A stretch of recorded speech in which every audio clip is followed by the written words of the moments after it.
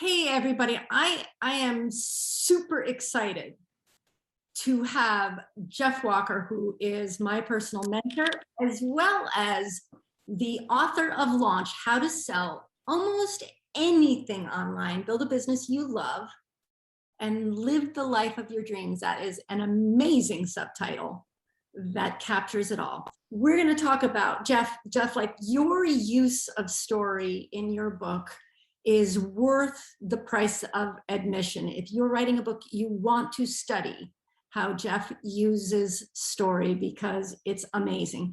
We're going to be talking about how Jeff's book fits into his business. Jeff's book isn't his business, but it sure fits into his business. And then how to turn readers into buyers, because when I teach from Jeff's book, that's like a serious focus on how well he does that. And then what you probably want to learn from him when it comes to marketing, not just marketing your book, but marketing in general. But before we even go there, before I turn it over, here's my call to action. I'm going to repeat it at the end, but here's what I want you to do. You're going to want to buy this book. You're not just going to want to buy this book. You're going to want to read this book. You're going to want to study this book. You're going to want to model this book, particularly if you're writing a book for your business. Then you are going to want to leave an Amazon review. Why do you want to do that? If you are writing a book, you're going to learn that your ability to comment and leave reviews for other authors is going to pay you back tenfold in karma. I'm like so excited about how you use stories, Jeff, because you are the master of stories. You're the master of stories, of using your own story and then using your clients' stories, right? And I notice that some of your clients are in the room today. I want you to talk a little bit about how you choose stories and whose story captures you, because you got a lot of stories to choose from, right? Let's use Amy Small's story, for example. A good one. what first of all, I want the audience to hear a little bit about the story, but what are the jobs that telling this story does for you? Well, Ian, I'm really looking forward to this conversation because I think you're going to help me unpack some stuff that I do unconsciously. So I'm looking forward to that. I think, there's levels. I like to think of levels of disbelief. That if you're trying to, we could talk about selling, but we could just talk about convincing people of anything. If you want them to go check out a restaurant, if you want them to go watch a movie, go to a play, pursue a college degree, whatever it is, people will disbelieve you at different levels. And one is that they just flat out won't believe, they think you're lying. Okay, so that's one level of disbelief. If you can get past that, the next level of disbelief is they won't believe that especially like in our world where we're selling something, I'm teaching people how to launch, and they won't believe that. They might believe me, but they won't believe this process works. And then beyond that, they might believe me, they might believe the process works, but they don't believe that I can show them how. And if they believe all of that, the next one, which is probably the most pernicious, is they don't believe it will work for them. I've tried 50 diets. I've never lost weight. Why is your diet going to be the one that helps me? I've tried to quit smoking. I've tried everything. I've done the patch. I've done hypnosis. I've done everything. Why is your process going to help me quit smoking? And so I think at the core, I look at stories as trying to take people through this belief process. And that last one is the one I'm most interested in answering, because, the reality is people probably, by the time they get to the book, I hope they have some level of belief in me. At least they're open to believing me. And now once they get into it, I want them to believe that the process works, and that the process can work in all kinds of different markets for all different kinds of people, and that it can work for them.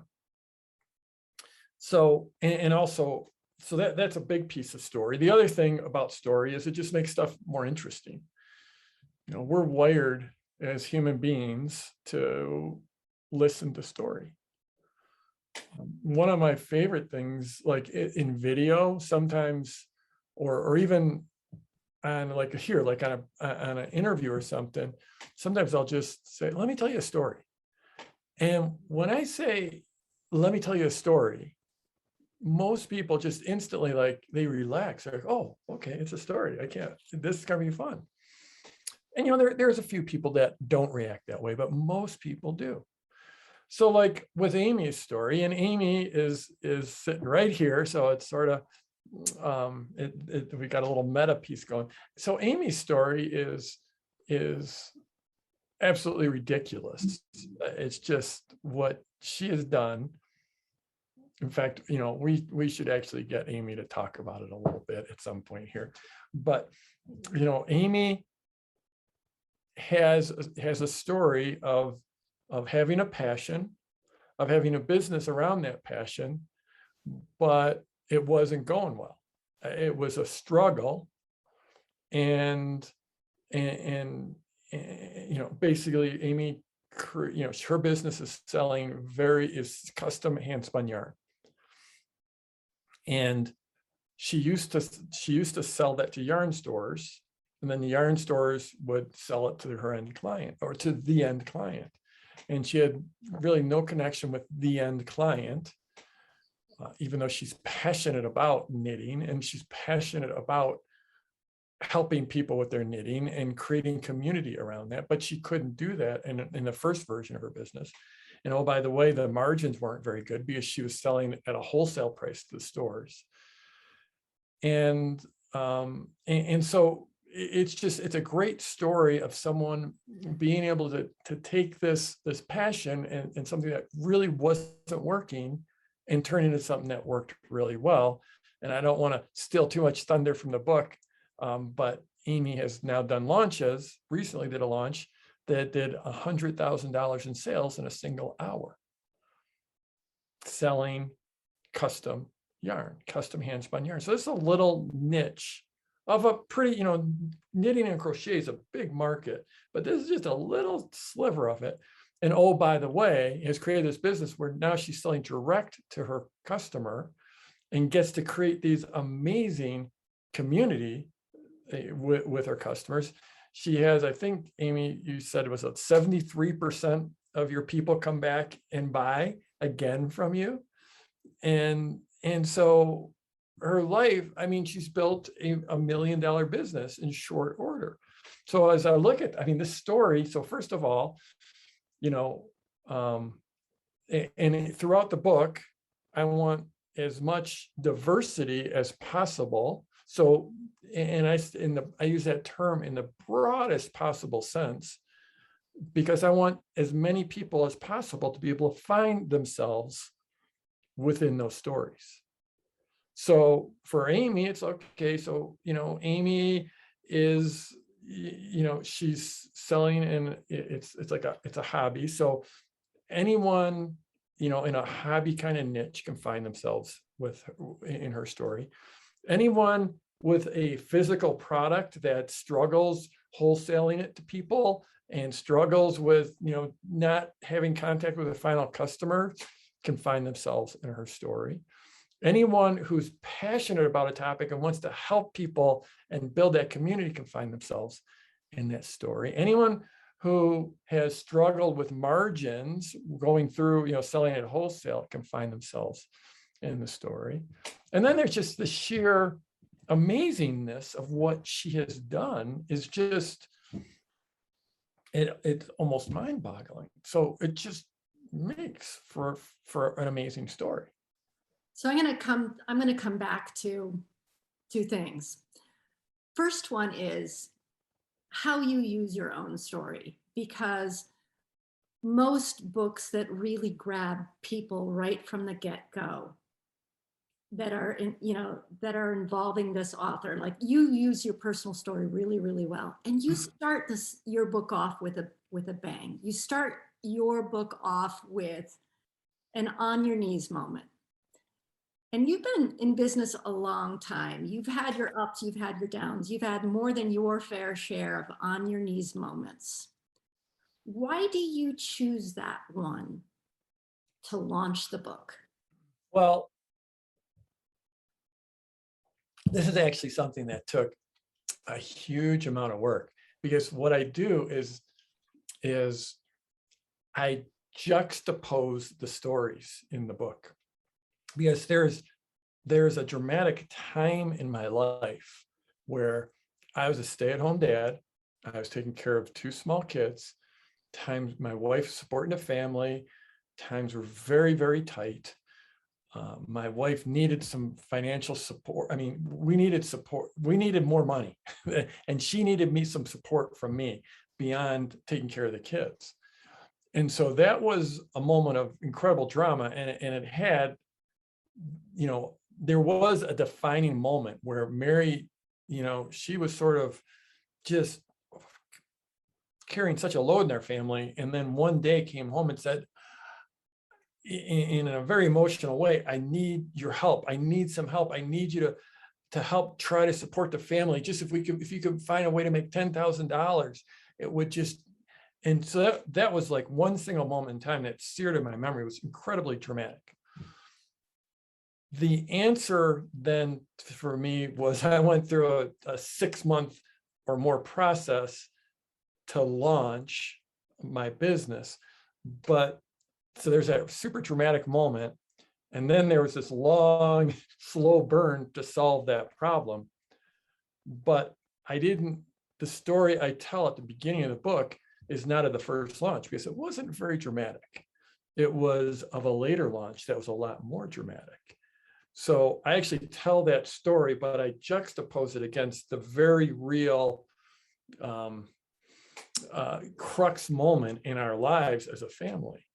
And so I do a little jujitsu in that chapter, and I'm honest about it, but it's not what I lead with. And I don't go through this big, long explanation. It opens with, that moment where I was about to push the button, and it was a serious gut check.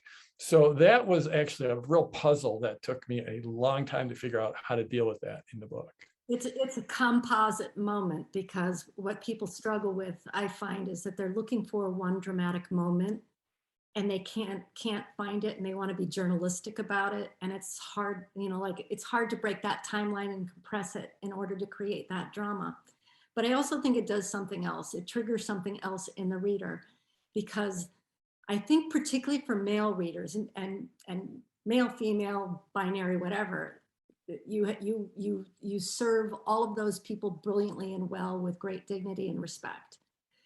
But there's that thing that humans connect to is, I have failed my loved ones.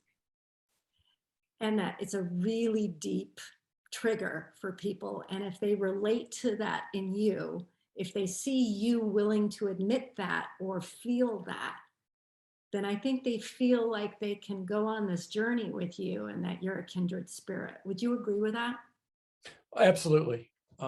Absolutely, for sure.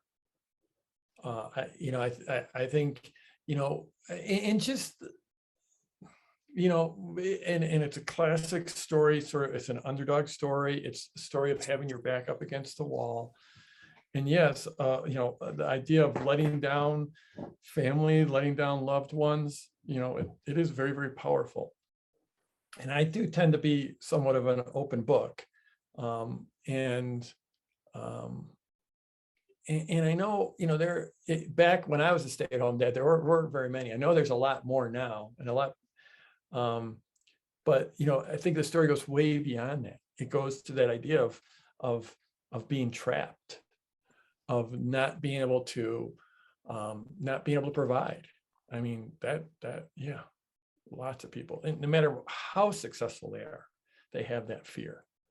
So you deal with this fear in the marketing world, and I deal with this fear in the book writing world. What if you only have your own story to tell? What do you do if you don't have like great client stories? Like you could be choosing from thousands of stories that would represent what kind of transformation you provide your people. But what do you do? What would you use instead if you don't have great client stories? Yeah, don't be literal about this. You can use other stories. You can use other people's stories. You can even use a composite story or a made up story, I think, if you're upfront about it. But like, 7 Habits, Stephen Covey, he opens that with a story, a very, very powerful story that's not his own. And it's not a client. So don't be literal. I mean, if a story has truth in it, if its story has resonance in it, it doesn't matter whether it's yours or a client's. I mean, yeah, it's great. Mine are all clients. And so that works with everything I do. I've been doing this for a long time. I do have successful clients, but lots of people we all start out somewhere. We all start out somewhere. And when we're starting out, you can use other people's stories. So I want to switch gears a little bit. I want to talk about how you use your book in your business, because a lot of people want to write a book and they think the book is the business. And they think book sales are what's going to get them all of that. But how does your book serve your larger business aims or model or however you want to phrase it? It's a path into the business. So I have a very, very simple business. I have this book, which you can get for, whatever, on Kindle, $12, on hardcover, whatever Amazon sells it for, $20, $21. And, I didn't hold anything back. I put everything I could put in to the book in 300 pages. And then from there, if people can choose to just get the book and go do a launch.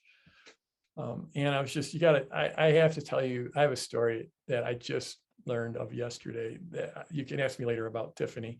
It's just, it's unbelievable.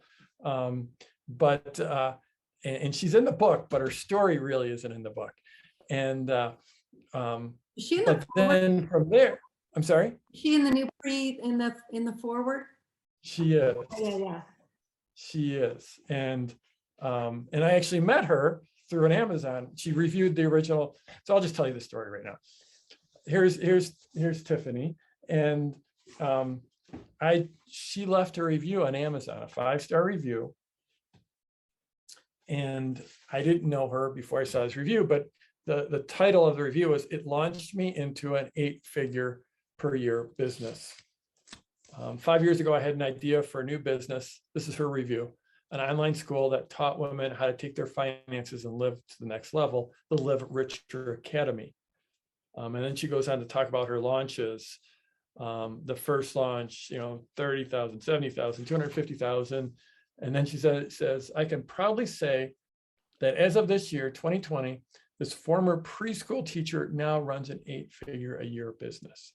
So she left this review, and I was like, well, that's a pretty cool review. So I tracked her down. I was able to find her online, and I went to her website. I went to her contact form, and I said, "Hey, Tiffany, this is Jeff Walker. You left a review for my book. I'd love to talk to you." So yesterday I got on a call and did that. Well, actually, I talked to her a few months ago, but yesterday we did like a more extended interview that I'm going to release. And what I didn't know is she was a preschool teacher, and her school during the 07, 08 craziness in the economy was shut down, and she lost her job. And then and she was trying to get a job as a preschool teacher, but it was not a good time to land a job. Her condo was being foreclosed on. She had to move back in with her parents. It was just desperate times. And she put together this launch. And in the launch, she teaches people about personal finance, mostly women of color. She teaches about personal finance. And she had been doing that and coaching people on it, but, making a little bit of money one-on-one coaching, because she's coaching people that don't have much money and they have their finances. So she had built up this little following, but really wasn't making any money from it. Then she did this launch and she did $30,000 in the first 30 minutes. 30 minutes. So this is someone who is about to get foreclosed on, who has had to move in with her parents. And it's just boom. So I was like, boy, I wish I knew that whole story before I wrote the book, because I would have put that in there. So anyways, coming back. So the book, is $20. And then some people will find me through the book, because I send people back to my website to watch every story's got a video attached to it. So you can go to my website, watch the video. While they're at the website, the reader might choose to join my list. And then eventually I'll open up my product launch formula coaching program, which is a $2,000 program. And then the whole business model is from there. If people really want to go deep with coaching, then we have Launch Club, and that's $12,000 or $14,000, depending on the payment plan and stuff like that. And what I'll tell you is that the book isn't so I've got a fairly significant size business, and each year we'll have tens of thousands of people will join my email list. And I don't think tens of thousands of people join from the book. But when I look at the most significant clients that have come into my world since the first edition 7 years ago, the majority of them came from the book. So the book will bring you incredibly high value, or your book, when you write your book, it's not going to make you rich. I don't know if you know the stats, and I don't know the exact stats, but the number of books that sell 10,000 copies is minuscule. I think it's 1%, of all books everywhere sell 10,000 copies. And, I've been blessed. Mine sold hundreds of thousands, but that's because I've got a big presence in the world, and I already have a big platform. So, if you look again, so what is this book? Is retail is $27. And, if you trade publish your book, you're probably going to get a deal where you get about 10 or 12% royalties. And those royalties in most contracts, I think, are based on the wholesale price. So the wholesale price is only 60% of the retail price. So 60% of $27, whatever that is, let's call it about $14, and you get 10 or 12%. So you get about $1.50 or $2 for typical author for a typical book. So if your book's probably not going to sell 10,000 copies, and you're going to make $1 or $2 or best case $3, you're not going to make very much money from the book. No one makes much money from the book unless you're J.K. Rowling. That being said, the book brings you enormous other benefits. And one of them is it will bring you higher end clients. The clients you get from a book or the leads you get from a book are the absolute best, warmest leads you're ever going to get. So I'm just noticing here that Lucinda Literary, who's a big time agent, she could run through all of those numbers and yeah. Most and I'd be interested because I could be completely wrong on those. Yeah. But I know the central message of you're not going to make much money from book sales themselves is on. Yeah.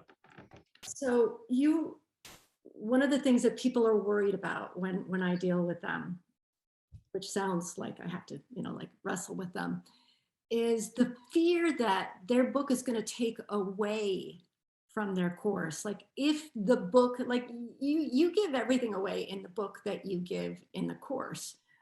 Why doesn't it take away from your course? Because Well, it won't. I mean, my business exploded after that first book. I mean, in a year after, we basically doubled the size of the business after the book, and it was already a multi-million-dollar business.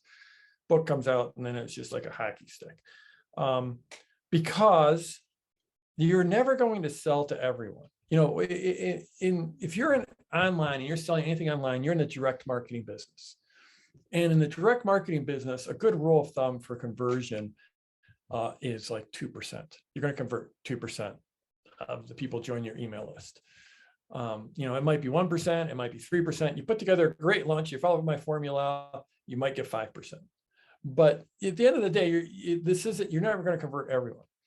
And so the people who buy your book and don't do anything, they weren't going to buy, you know, and don't go any further with you, they weren't going to buy from you anyways. I mean, obviously I'm talking in broad generalities, but it's 25 years I've been in this business now. The best people, the best prospects for you, the best leads for you are going to take your book and they're going to say, I want to go deeper. I'm ready to go deeper. I'm looking for mastery. That's the way this business runs. You know, you can, I mean, I'm giving it just in full transparency. Everything's in this book. You know, do you get your hand held through the book? No. It's just like, think of a college class. You know, colleges are still in business, even though there's college textbooks, right? You go to college, and when I went to college, every term you'd spend $100, $150 on textbooks. Now it's probably 10 times that. I can't imagine what kids are paying for school books. But I got the school books and I still went to class and I still paid my tuition, right? So you know, there are people that pay me 20 some bucks for this, but still come in and pay for $2,000 because then they get the full coaching experience. And of course, we can go a lot deeper in that experience. The same will be for you. The benefits. So, you know, I gave you all the negatives of the dollars and how deals work, you know, and whether I had them exactly right or not, I don't know. But the reality is you're not going to make any money from the book. You know, yeah, you're just not. I mean, again, unless you're J.K. Rowling. But it opens doors.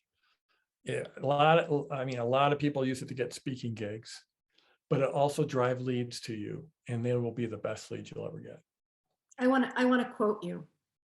I want to quote you from your book. Okay. Life gives to the givers and takes from the takers. And I wonder if that's the message behind your free bonus content, because I teach your bonus content. That to me, like, the genius of your book isn't just the stories and the readability. It is how you, by giving away the farm, by giving away a college course in a bonus, things that would be another book or another, like, you give that away for free. Is that your thinking behind it? Is that what is that? You know, it's again, the way this world works is there's this dichotomy of stuff being pushed to free and stuff being pushed to the high end. And where, you know, if you're in this business that I'm in, me and you, everyone here, if you're publishing online, if you're building an online business, again, it's still direct marketing, and you're going to convert those 1 or 2%. But those 1 or 2% they're going to pay for everything else you create, because they're like the true believers. They're the people that want to go deep with you. They're the people that understand you don't get to mastery like this. You don't get to mastery with one book. You don't get to mastery with one video. I've been studying this stuff for 25 years. Like literally, like yesterday was the 25th anniversary of when I first sent my first commercial email. It was August 30th, 1996. And I still study. I still follow people, and I spend a lot of money to do it. And so really, you're not about being Walmart and selling some inexpensive thing to everyone. if you're in this business, the way this business works best is if you create a premium offering and sell it to the 1 or 2 or 3 or 4 or 5%. And what allows you to do that, well, having all the amazing free bonuses, basically it's what Eben Pagan, I've got a dear friend, Eben Pagan, he calls it moving the free line. And what the idea is, the more value you create for free, the higher it allows you to charge prices at. And you don't want to be in the business of selling $7 ebooks online. That's not the way successful, people try that. They try the Walmart model, make my stuff super inexpensive, just doesn't work. There's no one has any longevity doing that. So you want to move to the high end, whatever the high end is in your market, and it varies by markets dramatically. But whatever your niche and market, whatever the high end is generally where you want to be. And you want to compete on value instead of price. And when you provide great free stuff, that you're competing on value. So I want to. Jeff, there's a great question in the book bonus. Do you frame it the same way as a launch to crush objections to buying your bigger online course? That's a great question. That is a fantastic question. So that's really not the way I look at it. Because I think for this, it's like, how could you have an objection to $13? I understand there's different levels of income around the world. So but for the people I want to reach, for most of them, $13 to possibly launch an online business, I don't think of that as being a great big objection. So yeah, this is a really good question from Ro. This is a really good question. So I look at this price level, bonuses is more as being, wow, like it's Christmas. Here's goodies. I'm getting amazing stuff for free. Just sort of like being more like a land grab. It's just, wow, I get this extra stuff, and really, we're offering those bonuses. As much as anything, the bonuses, the way we do it right now is we've got a website where people can sign it, buy the book at Amazon, come back, put your receipt in, and get some bonuses. And it's more about growing the list. It's more about getting people who have bought the book at Amazon to come and put their email address in our site. So in that case, the bonuses that really act more like a lead magnet. And what Ro is asking, like in a launch, when you're selling a higher end product, like I'm selling my product launch formula is what I typically do in a launch, then I am thinking about what are the top objections people have, and then I create my bonuses to answer those objections. So that's, Ro's an advanced student here. So that's the question she was asking there. So does that make sense? I'd like to interject something that you do that you just kind of skim past. You don't have a bunch of random bonuses and drive people to here, pick a bonus. What you do is in a chapter when you're going to set up a lesson or you're in the middle of the lesson and you could go deeper or that people would be asking questions. You say, hey, I've got one of your bonuses, your list building blueprint, which is super, by the way, it's super useful to authors who want to sell their books. So you want to buy this book just for this blueprint, this list building blueprint that's in the bonus round. So you wait until you know that somebody is going to want something more. This is like a cheat sheet or a goodie. And then you're like, hey, go to my bonuses. So you're constantly driving people at a point where you can really, well, I would call it locking them in for really wanting more of what you got, which is another good way. It's a good segue to talking about what do people writing a book, what do marketers in general need to understand about list building? Because a lot of people don't want to list build because all they want to do is write.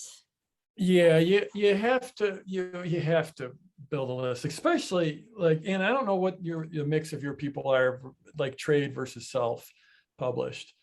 Um, 50. but yeah, so I mean, you know, if you want to go, if you want to be trade published, you know, and so I'm with Hay House. I moved over to Hay House. I'm super happy with them. They're fantastic to work with. You know, they're real tight in my community. The CEO at Hay House, Reed Tracy, is in my mastermind. So we've got a very tight relationship with them. They're fantastic to work with. But if you want to go to trade published, you know, the first thing that the public, when you go to shop your book and you're trying to get a deal, like they don't care about your book. I'm sorry, but they just don't. They care about your platform. If you have a platform, in other words, if you have a following, if you have an email list, you could have the worst idea in the world for a book. And if you had a few 100,000 people on your email list, you're going to get people bidding for that book. And I'm sorry to break your hearts, because we got writers here, and writers like appreciate books and they appreciate writing. And, you know, I mean, like, I love books, you know, books are like, it's probably, it's rare for a day to go by when I'm not buying a book of some sort or another. I bought one today and two yet. I mean, I love books, but the reality is the publishers are in the business of selling books. They're not in the business of marketing books, they're in the business of selling books. You're the one that has to sell the books. And so when you come to them and you don't have an audience, you don't have a platform, they're going to be like, well, we can't market the book. That's not what we do. I mean, they're not going to say that to you, but that's what they're thinking. They're thinking, oh man, that sounds like a great idea, but it's not going to sell any, because the only way books move these days is by people emailing their list and publish, you know, and doing social and getting on podcasts. That's the way books are sold. So if you don't have a platform there, you're not going to get a deal. And so start building that list. And you know what? When you write emails, you know, how does a writer get to be a good writer? By writing. That's how you get to be good. And that's how you find your voice. And so building your email list, it not only gives you that platform, but it gives you practice in writing, and it gives you knowledge about what resonates with people. I'd like to say, he's a perfect example, right? You went with an independent publisher when you first wrote a book, and relaunching this book, launch. You have a traditional publishing house behind you, but I have never seen anybody work as hard at promoting a book as Jeff Walker. And you've got the full weight of a relationship with the head of Hay House. So if anybody was going to be the wonder kid, it would be you. And yet, you know, it's not enough. You're out on just about every platform, and I even get the opportunity to interview you. So like, you're doing the work. Yeah. That's really our job is, you got to get out there and move it, because no one's going to sell it for you. In the book, you write about how social media has changed how you market a book, how you market in general. What minefields should authors be aware of? Well, so the first, like, one, I mean, I am not a huge social media fan. It's a part of my life because I have an online business. I think the way I like to think of it is that, well, first of all, I like to use social to build my email list, because one minefield is that social media platforms come and go. You know, anyone remember MySpace or Vine or Google Plus? I mean, Google Plus was going to be the biggest social platform. It was going to be so big that Google made everyone in the every single Google employee, every company-wide, their bonus was dependent on the success of Google Plus. because they are so determined to get in the social game. So some people put some effort. I actually put some effort into Google Plus, and then one day they shut it down. And so that regularly happens to social media platforms. Or other ones, they don't go away, they just lose popularity. MySpace actually still exists, but no one goes there. So that's one danger with social media. Another danger is you could get your account shut down for whatever reason. I know people who have lost YouTube accounts, Facebook accounts, probably others as well, just because for some reason something goes wrong with the algorithm. They pick your account out and says, you know, I'm sorry. In fact, YouTube, you know, I've been publishing on YouTube for like 8 or 9 years.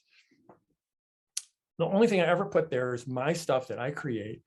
And someone on my team went to go report a copyright violation of someone else violating our using our stuff illegally. And she accidentally pushed the wrong button and reported our video as being a copyright violation. And YouTube gives us a copyright strike. Like they call it that. Here's your strike. You get 2 more strikes, your account's banned forever. And I wrote in and said, no, you made a mistake. It was actually, we screwed up and we self-reported ourselves by accident. And they're like, sorry, you still got a strike.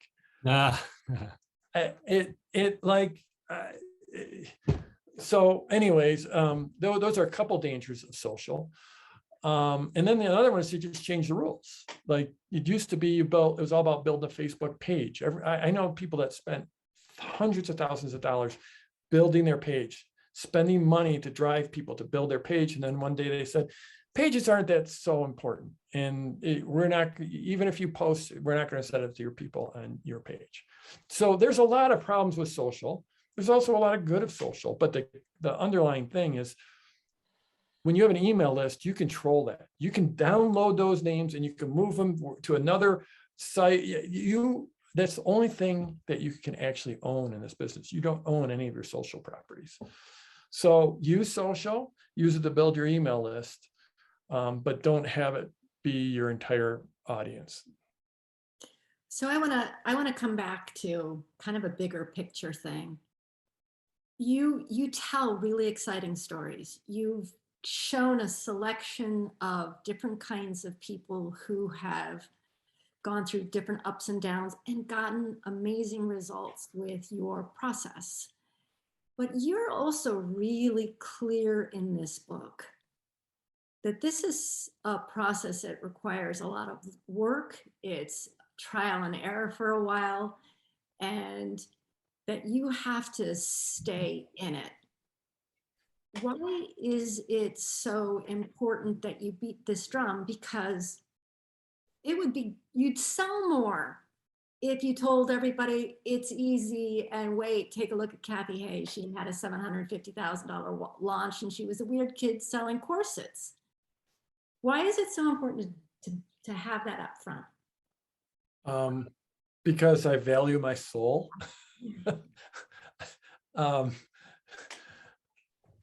I don't know, it's just like the right thing to do, right? I mean, at the end, so I've done pretty well for myself. You know, I talk about in the book, I've had many days where we've done $1 million in sales. I had an hour, 53 minutes where I did $1 million in sales. And, you know, you don't keep all of that. There's, you know, team, there's costs, there's taxes, but still done pretty well. And I haven't grown my lifestyle very little. I drive a Chevy truck. I've lived in the same home for 21 years. So I really haven't grown my lifestyle in a big way. And so at this point, I'm doing this as much for impact as for income. And if I tell people this is easy to do, the reality is it's not. It's hard. Anytime you see people just succeeding and living their biggest, best life and building a business and having an income and creating this great lifestyle and creating positive impact in the world, anytime you see all that, there's hard work involved. And you know that. And Walt knows that, and Tom knows it, and Dorothy knows it. Amy knows it. Amy's working hard. She did $100,000 an hour, but she's working her ass off. she's worked. So if my aim is really to help people and make a positive impact, but I sit here and tell people it's easy, then as soon as it gets hard, they're going to be like, what the hell? This is hard. I'm not going to do this anymore. So, I mean, I think it's just the only way you can affect change is to tell the truth. So you're a busy guy and you run a really big company. How did you manage to write a book with all of that stuff going on and a pandemic? How did you do it? Well, I thought it's going to be easier than it was. Really, to tell you the truth, I'm like, Reed, I want to move over to Hay House, and how about if I'll just add a few case studies and touch it up and it'll be good. And Reed's like, okay, I think he knew me, because then I got into it and it was a lot of work. I added 100 pages to it. And then another 2 other chapters were completely rewritten, and pretty much I think almost every page in the book was touched in some way. I mean, even little things like, the first book wrote about teleseminars. That's something that existed before webinars, when it was just a phone. It sounds quaint now, but that was in 2014, the state of the world. So the only way I can do something like this is, that Pomodoro method, where you set a timer, and for me, 50 minutes work. I have to do this first thing in the morning before I do anything, before I meditate, before I yoga. The only thing I do is brush my teeth and then come downstairs and put my hands on the keyboard. And the rule is I set the timer. I put on some white noise with binaural beats, and for 50 minutes, I have to have my fingers on the keyboard. And I go 50 minutes, then I take a 10-minute break, usually go make a cup of tea or do some push-ups. Then I'll go another 50 minutes and set the timer again. So it's just, I can, turn off the internet there. So I turn off my Wi-Fi, fingers on the keyboard, and I'm typing for 50 minutes. And if I don't have anything to type, I just have to type. I don't have anything to type. And so it's 50 minutes on, 10 minutes off, a break, 50 minutes on. And if I do that, if I do 2 of those 50-minute sessions in a day, I've won the day. I put that one in the win column. Because, at the end of the day, I know I can spend a lot of time at my desk actively not working. So doing this is where I do my best to avoid that actively not working. And so 2 of those sessions, it goes in the win column. Sometimes I would do a 3rd session, and then that goes in the superhero column. And I think there might have been one day in my life where I did 4 of those sessions, and then it's just take the week off or something. But that's the only way I could get something like this done. But the crazy thing is you do that, and I think I would do typically about 1,000 words, 1,200 words in one of those 50-minute sessions. I think that's what it was. And then, but so 2 of those, that's 2,000 words in a day. And, typical book, I think this is up about 90,000 now, but the first version was 70,000. So 35 of those days and you got your first draft done.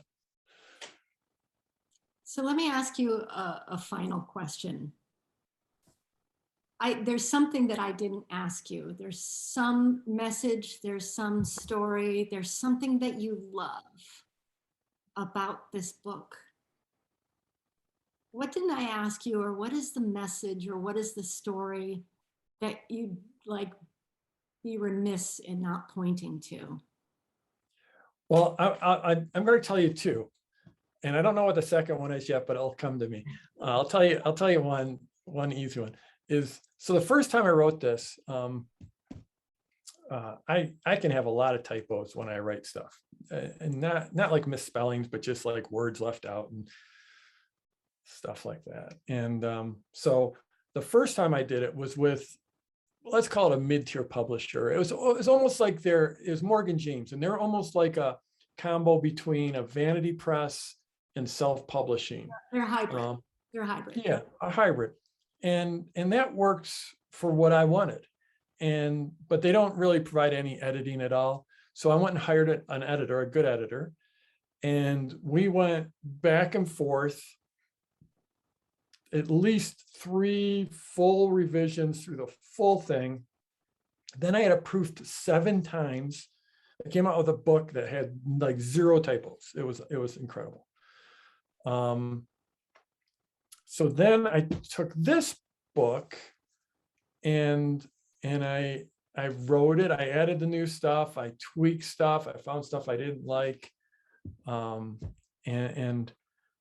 then I thought, and then I had my wife's like the most amazing proofreader in the world. And I had her go through it. I had another really great proofreader on my team go through it. And then I turned it into Hay House. And they pulled 2,000 words out of it without changing the content whatsoever. So this is something that had been edited 3 times by, someone I thought was a pro, who was a pro, and proofed 9 times essentially, and still they were able to get 2,000 words out of it, and it just made it a better book.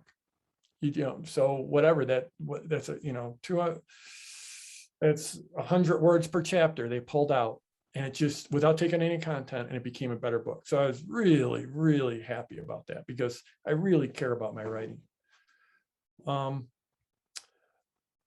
The next story that I would tell, just for all of you, and I should be telling you a story that makes you want to go buy my book, but I'm going to tell you a story about writing.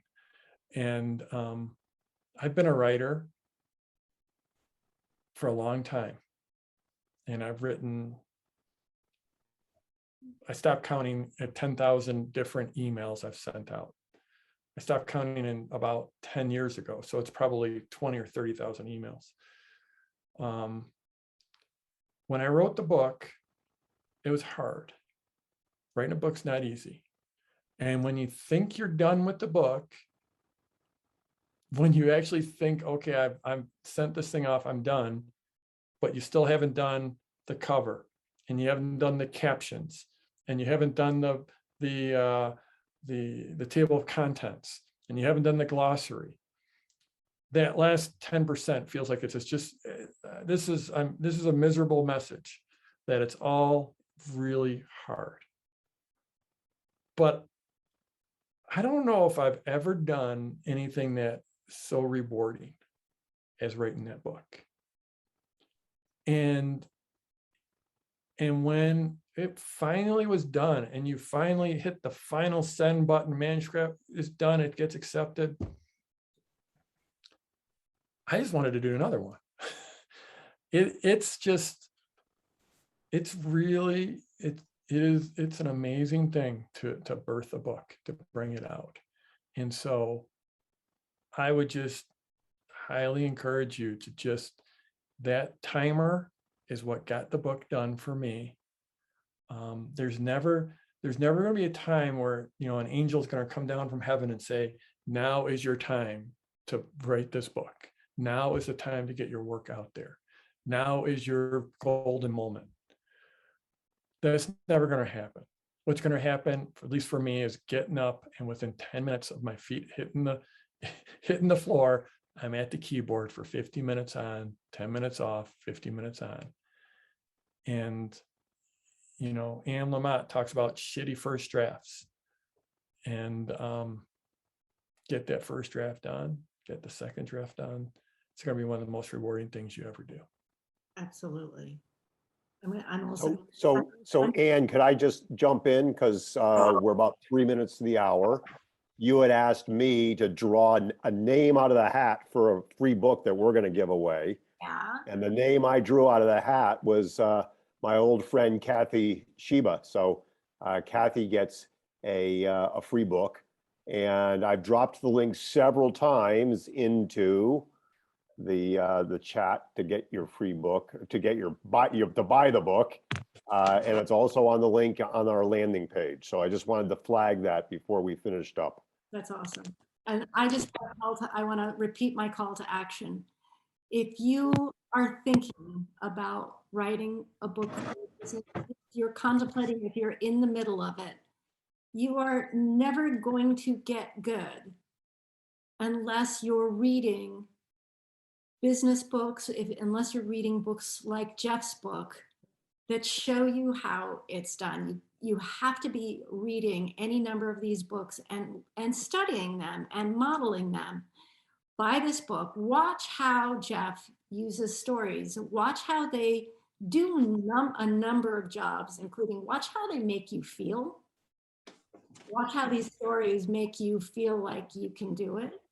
Then how he weaves in and out of a very specific lesson, and how he'll pop back in and revisit the client's story, and how his own personal story shows back up. Read the book, model the book, and for God's sake, leave an Amazon review, because that's how it gets out. That's how Jeff found that woman who ended up in his book. Show up in other authors' feeds, support another author, do what you can for them, because other people are going to come back and do that for you tenfold.